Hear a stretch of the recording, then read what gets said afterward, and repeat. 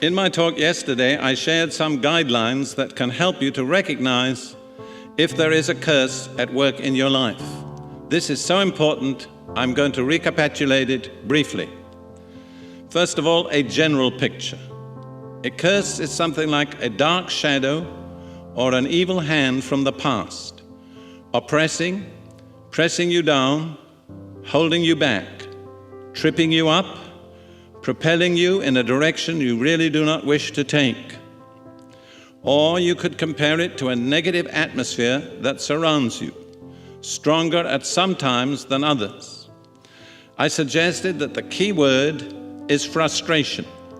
You reach a certain level of achievement or progress, you seem to have all the needed qualifications, yet something goes wrong. You start again, reach the same level, then something goes wrong again. This seems to be the pattern of your life, and yet there is no obvious reason for it.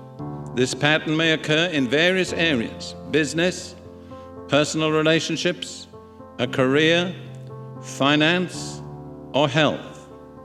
If that is your kind of experience, if that is a description of the way you live, in all probability that dark shadow or evil hand is a curse over your life, perhaps going back many generations. In my talk yesterday, I also gave a list of some common indications that there's a curse at work in a person's life based on my personal observation. I'll briefly recapitulate those also. 1, mental or emotional breakdown. 2, repeated or chronic sicknesses, especially where they're hereditary or without clear medical diagnosis. 3, repeated miscarriages or related female problems. 4, breakdown of marriage and family alienation, family breakup. 5, continuing financial insufficiency, especially where the income appears sufficient. 6, accident prone.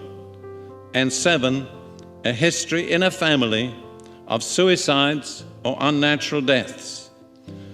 Today I'm going to share with you the kinds of things that cause either blessings or curses in a person's life. It's very important to understand that there's always a cause for both blessings and curses. In connection with curses, this is what Solomon says in Proverbs 26, verse 2. Like a flitting sparrow, like a flying swallow, so a curse without cause shall not alight. In other words, wherever a curse alights, there's a cause behind it. And in dealing with the curse, it's often important to discover the cause. In this connection, we may distinguish between primary and secondary causes. In each case, the primary cause, both of blessings and curses, is very simple. Let's look first of all at blessings. We'll go to that chapter, Deuteronomy chapter 28, which is the key chapter on blessings and curses. In the first 2 verses, Moses states the cause for God's blessing. And it shall come to pass, if thou shalt hearken diligently unto the voice of the Lord thy God, to observe and to do all his commandments, which I command thee this day, that the Lord thy God will set thee on high above all nations of the earth. And all these blessings shall come on thee and overtake thee, if thou shalt hearken unto the voice of the Lord thy God. There are the basic causes of blessings. Very simple. Listening to God's voice and doing what he says. Let me repeat that. The basic cause of all blessing is listening to God's voice and doing what he says. This is clearly exemplified in the case of Abraham. When he offered up his son, Isaac, God said to him, in blessing I will bless you, and in multiplying I will multiply your descendants as the stars of heaven and as the sand which is on the seashore. Your descendants shall possess the gate of their enemies. In your seed all the nations of the earth shall be blessed, because you have obeyed my voice. You notice? What's the cause? Because Abraham heard and obeyed the voice of God. Then let's turn to curses. We go back to Deuteronomy chapter 28, and in verse 15, at the beginning of the whole list of curses, which goes on for 54 verses, this is the basic cause for curses. Moses says, "But it shall come to pass, if thou wilt not hearken unto the voice of the Lord thy God, to observe to do all his commandments and his statutes which I command thee this day, that all these curses shall come upon thee and overtake thee." What is the cause of curses? Not listening to God's voice and not doing what he says. So the root cause of all blessings is hearing and obeying God's voice, and of all curses is not hearing and not obeying God's voice. And notice that both curses and blessings overtake us. We don't really have to pursue them. We just have to fulfill the conditions, either positive or negative. If we fulfill the positive conditions, the blessings overtake us.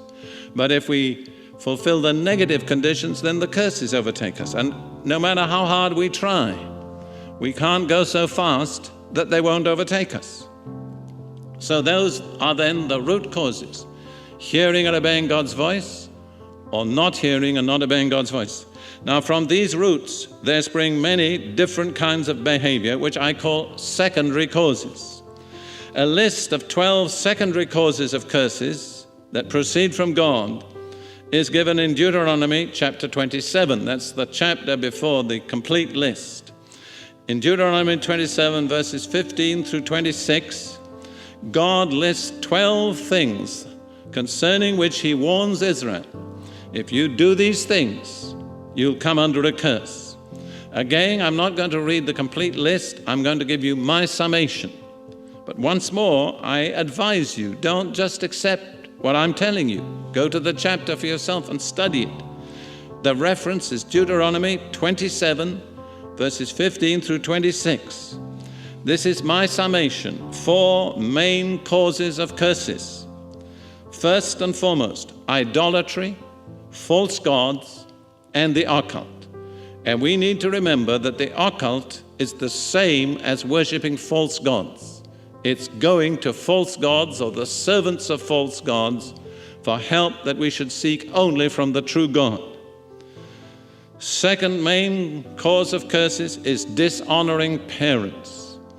And I have dealt with countless young people who had a curse over their lives because of a wrong attitude or relationship to their parents.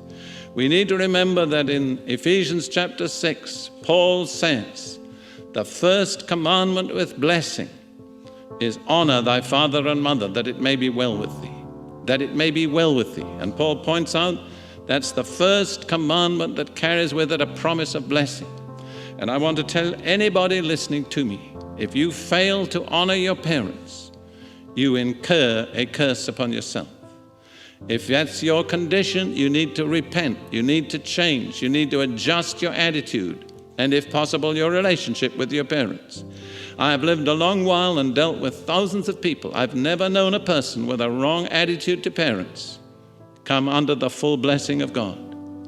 The third main area is illicit or unnatural sex. That is, adultery, fornication, homosexuality, bestiality, and so on. All those things bring curses. It's not a matter of whether we wish them to bring curses or whether we think they ought to bring curses. The fact of the matter is, God has so ordered human life that they do bring curses.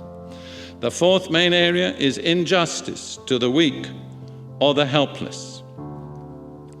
And I would say here, perhaps the most outstanding example of such injustice to the totally weak and helpless is the deliberate procuring of abortions, the deliberate killing of unborn children. There cannot be any greater example of injustice to the weak and the helpless than that. And I want to say to anybody listening to my voice, if you have been guilty of that, there is a curse over your life. I'm not saying that you cannot escape from the curse, but I'm saying you need to recognize the curse, turn to God for mercy, and meet his conditions for redemption from the curse, which I will be describing in the course of these talks. I want to emphasize particularly, as I close, the consequences of idolatry or the occult, stated in Exodus 20, verses 3 through 6 by God himself. You shall have no other gods before me or beside me. You shall not make for yourself any carved image or any likeness of anything that is in heaven above, or that is in the earth beneath, or that is in the water under the earth. You shall not bow down to them, that's worship them, nor serve them. For I, the Lord your God, am a jealous God, visiting the iniquity of the fathers on the children to the third and fourth generations of those who hate me, but showing mercy to thousands to those who love me and keep my commandments. Notice, God states specifically that the penalty for idolatry, false gods, the occult, will be visited not merely on the persons guilty, but on the next 3 generations, their sons and daughters, their grandsons and granddaughters, their great-grandsons and their great-granddaughters. Now, you may be in the category of one of those subsequent generations, and there may be a curse over your life because of idolatry or occult practices in previous generations. This is typical of a curse. It goes on from generation to generation until it's dealt with in a scriptural way. And I'm going to be explaining in the rest of my talks on this theme, the scriptural way to be released from a curse and to enter into the blessing.